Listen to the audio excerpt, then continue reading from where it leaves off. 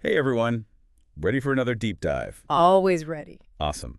Today we're going deep on a topic that's both terrifying and kind of fascinating. Oh, yeah. Yeah, we're going to be exploring the psychology behind serial violent crimes, especially those committed by sadistic serial killers. Ooh, getting dark. Yeah. We've got a stack of excerpts here from the book Serial Murder and the Psychology of Violent Crimes. And That sounds intense. it is. This stuff is really going to challenge how we think about what makes these individuals tick, like what really drives them, you know? I bet. The psychology of a serial killer. Yeah. So get ready to unpack some seriously intriguing insights. It's going to be a wild ride. All right, let's go. So when we think about serial killers, it's easy to kind of just see them as these evil monsters. Yeah, totally. Like, they're just totally different from the rest of us. Exactly. And that idea is everywhere you know, like in movies and even in the titles of books about serial killers, you got like whoever fights monsters. Yeah, and speaking with the devil. Right. But thinking about them like that, as monsters, it might actually be preventing us from actually understanding what's going on in their heads. Makes sense. So we're not dealing with like demonic possession here, right? Right. No demons. We're talking about real world psychology, what makes a person do this stuff, Exactly. And I think one of the first things that always comes to mind when we talk about serial killers is Right? sociopathy. Yeah, lack of empathy, being super manipulative, just no regard for the feelings of other people. It's like the classic serial killer trait, right? It is, but our experts actually suggest that just focusing on sociopathy could be misleading. Really? You mean like it's not a factor at all? Not necessarily that it isn't a factor, no. Okay. It's more like there are other psychological factors at play that are even more important to understanding how these people operate. Like how can they commit these awful acts and still seem totally normal? Yeah, that's always so baffling. Like John Wayne Gacy, Yeah. active member of his community, Right. but also responsible for the deaths of 33 young men. Killing. It's crazy. And that's actually a great example of what we're talking about. Okay. Think about the whole idea of impression management. Okay. We all do it to some extent. We're all kind of different versions of ourselves depending on who we're with. Oh, for sure. I'm definitely not the same at work as I am with my friends. Exactly. Right. Yeah. We all do it. I mean, I try to tone down the sarcasm at work anyway. Haha. Right. Most of the time. Yeah. But it's a real thing. The sociologist Irving Goffman actually developed a theory called presentation of self. Presentation of self. Yeah. And his point was that managing impressions is totally normal. Yeah. We all do it. It's a human behavior. Okay, but then you've got someone like Derek Todd Lee, Right. known as Friendly, Right. led a Bible study group. Wow. But he was also terrorizing Baton Rouge as a serial killer. Yeah. It makes you wonder, like, where's the line between normal impression management and, Like straight up manipulation. like, is there even a line? That is so creepy. So are they basically saying that serial killers are just really good at what we all do every day? It's a little more complicated than that, but I think there's definitely something to that idea. Okay. And I think this idea is connected to another important concept, compartmentalization. Compartmentalization. So what exactly does that mean when we're talking about serial killers? Think of it like building walls in your mind, separating different parts of your life, thoughts, actions, Okay. so that they don't have to all exist together at the same time. Okay, so they're not clashing all the time. Right. Do you remember Kenneth Bianchi, one of the Hillside Stranglers? Oh yeah, that case was huge. Well, Bianchi was kind to his family, his friends, everyone close to him, but he was brutally murdering strangers at the same time. That's disturbing. It's a truly disturbing example of compartmentalization. Like, how can someone be so contradictory? Hold on. Doesn't everyone do that to some degree? Hmm. Like, I know people who are super ruthless at work, but then they go home and are loving parents and spouses. You're right. That's a really crucial point. The capacity for compartmentalization, it might be present in all of us to some extent. It's what allows us to deal with the complexities of life, Yeah, it's like without it, we would just lose it. Right. Too much to handle. Exactly. Okay, so we're seeing how these individuals, these serial killers, might not be as different from us as we think. Right. But then, what about the victims? Yeah. How do these killers rationalize the violence? I mean, it's like they don't even see their victims as human. That's exactly it. Dehumanization is another crucial process here. It's basically stripping someone of their individuality, their dignity. Like, they don't deserve empathy or respect. And that's reflected in the types of victims serial killers often choose. Right? Yeah. It's usually people who are already marginalized. Exactly. Like sex workers. Homeless people. People society might not even notice are gone. Yeah, it's like they're choosing victims they think society won't miss. It's awful. It is. And what's even more disturbing is that this process of dehumanization, it's not just something serial killers do. Really? Yeah, you see it throughout history. Like a... Wartime propaganda. Oh, yeah. Genocide. Even everyday instances of prejudice and discrimination. It's like that whole us versus them thing taken to a horrifying level. Yeah, exactly. But here's a question I've been thinking about. Okay. We've been talking about how serial killers can seem so normal, so good at blending in. Right. Wouldn't that require them to have empathy? Yeah, that's a good question. Wait, I thought serial killers, lacked empathy. You're right to be confused. It seems contradictory. But this is where it gets really interesting. Okay. Empathy is about understanding another person's emotional state. Like putting yourself in their shoes. Right. And some experts actually think that sadistic killers need a certain level of empathy to plan their crimes. Hold on, so they're not just inflicting pain randomly. It seems like they're actually using their understanding of human emotion to plan out how to cause the most suffering possible. So they're using empathy to make the experience as terrifying as possible. It's a disturbing thought, but yeah, that's what some experts believe. Wow. So are we talking about superhuman levels of empathy here? Not really. It's more about how that empathy is used, what purpose it serves. Think of empathy as a spectrum. Right. Some people are super empathetic. They really feel what others are feeling. They're compassionate. Right. Others have no empathy at all. Okay. Serial killers, especially the sadistic ones, probably fall somewhere in the middle. So they have empathy, but it's distorted? Yeah, it's warped. Used for horrible things. That's really unsettling. It really challenges how we think about empathy. It does. It can be a force for good, but also be used for evil. That's crazy. Are you saying that the same thing that makes us care for others Right. could also be a key factor in making a sadistic serial killer?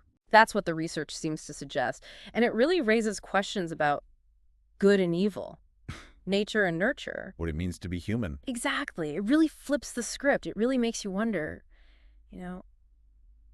could that be part of what separates them from the rest of us? Oh, you know what I was just thinking about? What's that? You were saying how some serial killers are so good at blending in, seeming normal. Right. But some of them, they confess. Yeah. Even when it doesn't benefit them at all. That's a great point. What's that all about? Psychologically, I mean. Well, our experts have some thoughts on that, too. Oh, really? Yeah. They say even whether a killer confesses or not can tell us something about them. Okay, I'm curious now. How does a confession factor into all of this? Well, think about it. True sociopaths, people who really don't have a conscience, Yeah. they almost never confess. Really? Even when they're caught? Yeah, even then. They'll deny everything, use any legal trick they can to try and get free. It's like they're all about self-preservation. Exactly. Their own survival is all that matters. But there are some cases where sociopathic killers do confess. Okay, when? And it's pretty much always a calculated move. Interesting. Like Clifford Olson, killed 11 kids in Canada. Oh, yeah? He confessed and led the police to the bodies, but Right. he did it for money, a ransom payment for his family. Whoa. And then when they asked him to help find other missing children just to give families some closure, Oh, wow. he said, if I give a shit about the parents, I wouldn't have killed the kid. Chilling. Just no remorse. None. Now think about serial killers who do seem to have some kind of conscience. Okay. They might confess even when there's no benefit to them because they can't handle the guilt. They need to atone for what they did. I see. It's like that wall of compartmentalization they've built, it breaks down. And then all the guilt floods in. Yeah, they just can't live with it anymore. They have to confess to feel, well, I don't know, a little bit better maybe. To find some kind of balance again. Yeah, exactly, even if it means they'll go to prison. Confessing can be a way of rehumanizing their victims for them, admitting the harm they caused. I see. And sometimes that seems to lead to real remorse, even if it's late. Wow. This whole conversation is really making me think about how we simplify these issues. Right? We want to believe there's a clear good and evil, that serial killers are just monsters. Yeah. Inhuman. But it's so much more complicated than that. So much more nuanced, almost more disturbing. Definitely. It makes you think about the uncomfortable truth that maybe we all have that capacity for good and evil inside of us. We're all trying to stay balanced. And some of us just fall off. Yeah. And what are those factors that make someone fall off? Genetics. Upbringing. Social influences. Yeah, or just bad luck. It seems like it could be a combination of a lot of things. A perfect storm. And it makes you wonder, what keeps some people from going down that path? What makes people more resilient? Right, that's the big question. If we could understand that, maybe we could prevent some of this. Exactly. But there's something else I wanted to bring up. Remember we were talking about dehumanization? Yeah, how it allows serial killers to justify their actions. Yeah, creating distance between themselves and their victims, like they become objects. Yeah. And it's not just serial killers who do this. Wait, what do you mean? Dehumanization happens on a much bigger scale, too. Oh, like in war, Yeah. Genocide. terrorism. All of that. Think about how wartime propaganda often makes the enemy seem less than human. Oh, yeah? Like monsters. No good qualities at all. So it's easier to kill them. Exactly. To do things that would be unthinkable in any other situation. It's us versus them, but on a huge scale. It becomes a psychological weapon to justify these mass atrocities. Wow. And are you saying the same thing is happening with serial killers? I think so. Yeah. It allows them to compartmentalize, separate their own morals from the violence they're committing. So a soldier who's a good husband and father at home Right. can kill without remorse on the battlefield. Because he sees the enemy as a threat to everything he loves. It's scary how powerful that is. It is. And it shows how individual psychology and group dynamics can work together. How morality can be twisted by ideology and propaganda. We have to be aware of that. How our perceptions of others can be manipulated to justify violence. On a huge scale. If we want peace, we have to understand this. This is really heavy stuff. It's Yeah. making me rethink my whole understanding of human nature. Yeah. The potential for darkness inside of us. It's unsettling, but it's important. And it's good to remember that this is just one perspective. There's so much more to learn. Right, we're just scratching the surface. But what we've talked about already, it makes you question everything. Good and evil. Empathy. Violence. Yeah, It's a real journey. it is. And it requires us to be open to uncomfortable truths about ourselves and the world. Speaking of uncomfortable truths, remember what we were saying about empathy and sadistic serial killers? Yeah, how they might actually have more empathy in a way.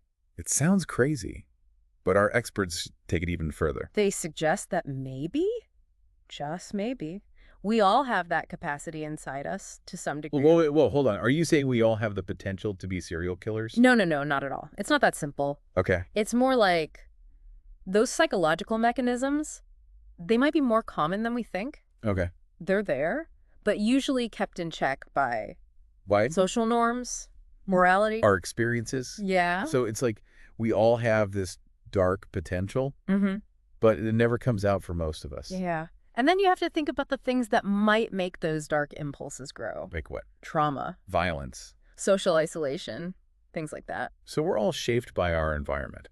I think so. That's kind of a heavy thought.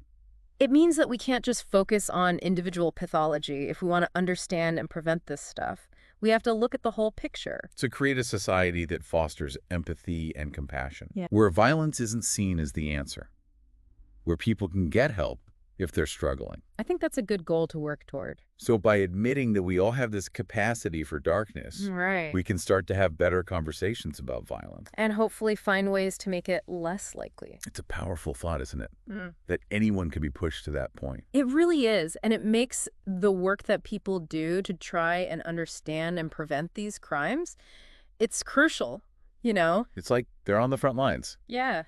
Studying this darkness, trying to figure it out so the rest of us don't have to face it. So the rest of us don't become it. Exactly. And it shows how important research is. Oh, yeah. We need to keep learning about the biology, the psychology, all the things that lead to this kind of violence. We've learned a lot, but there's still so much we don't know. it's like we're just scratching the surface. Yeah. And with every new thing we discover, it feels like it just leads to more questions. It's a huge, complicated puzzle. But it's a puzzle we have to try and solve. If we want to stop this from happening, yeah. Right. We can't just ignore it because it's uncomfortable. You have to face it head on. To really break down these stereotypes, really understand what's going on. So for our listeners who are probably thinking, whoa, this is a lot. Yeah, I bet. What's the one thing you want them to take away from all of this? Well, I think it's important to remember that we're not trying to excuse this behavior. Right? We're trying to understand it so we can prevent it. Yeah, and it's complicated. It is.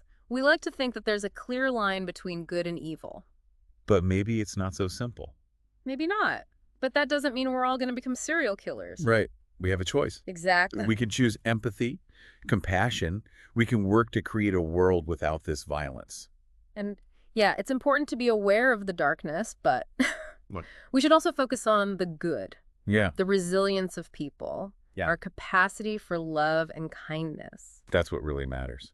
All right, well, on that note, we're going to leave you with a question to think about. Ooh, I like it. Hit them with a question. If all these things, the compartmentalization, the dehumanization, Right. even that twisted empathy, Mhm. if it's in all of us somewhere, what does that mean for how we understand ourselves? And human nature as a whole. Exactly. It's something to think about. It's a big question, but worth asking. Yeah, definitely. Huh. And that's it for this deep dive. Thanks for listening, everyone. Okay, next time.